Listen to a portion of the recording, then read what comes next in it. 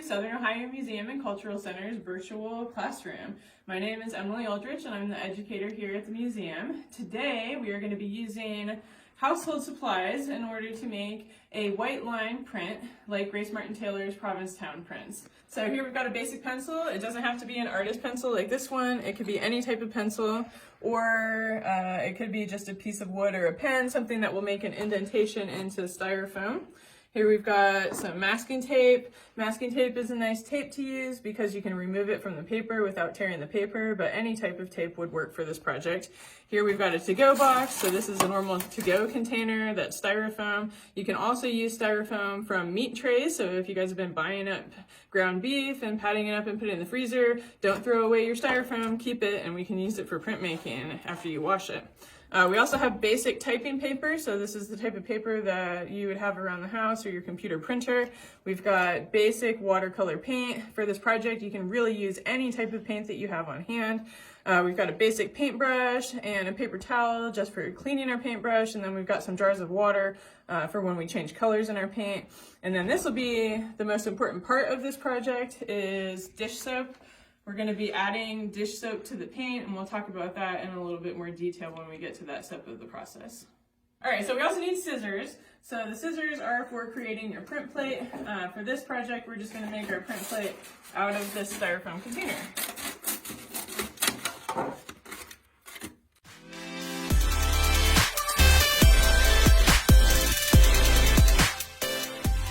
So here we have our print plate.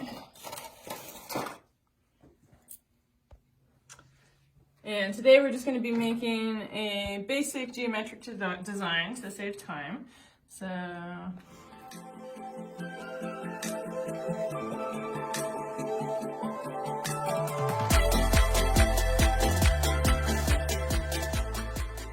we're going to make our print. So the first step is we're going to take our print plate and we're going to tape it face down onto our paper. So we're just going to tape the top edge, and this is going to be our hinge in the printmaking process.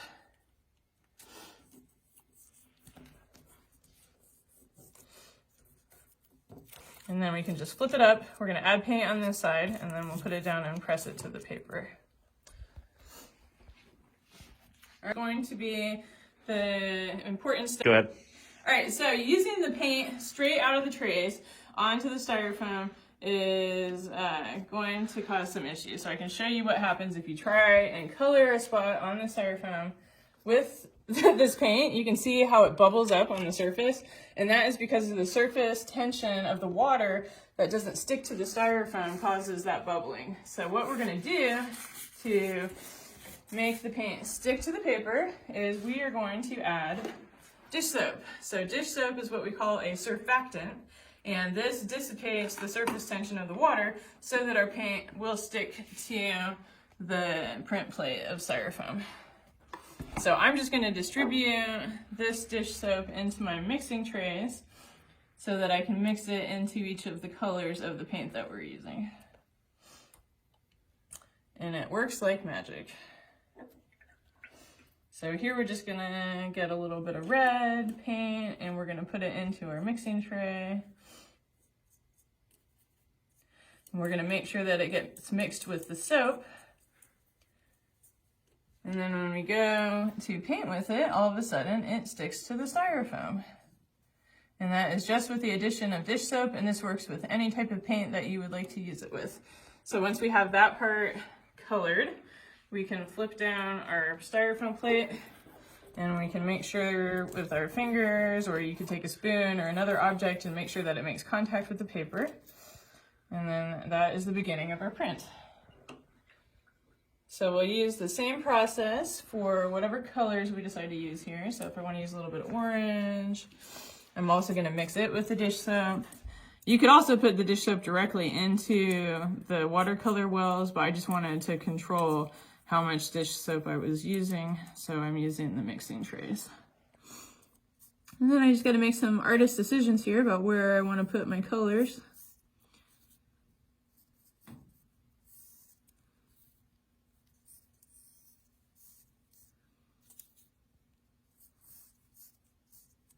And then once I have that spot colored, I can flip my paper down And that tape just keeps it lined up every time so that when I add my new section of color, it ends up in the right spot. If for some reason when you flip your paper down, it doesn't color the whole area like you want it to, you can just reapply the paint again to the styrofoam and go ahead and press it back down again. So if you don't get the right amount of paint on there for coverage, that's fine. Sometimes if you put too much paint on, it'll bleed into the sections of the white line. So some of it is just trial and error, finding the balance of how much paint to use. I'm going to continue working on this project, and when I have it finished at the end, we'll show you the end result.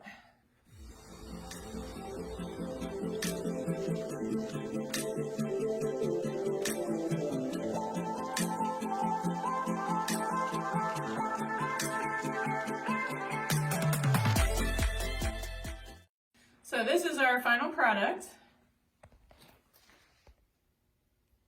And any good artist in the printmaking process will sign their work. We're going to write the edition number. This is number 1 of 1. And we can title our work. So this one we will call Shapes.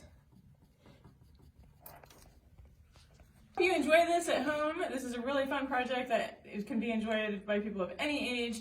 So we encourage you to spend some time supporting your local restaurants, taking your carry out, and then don't just throw your trash away, recycle it, and make some beautiful artwork.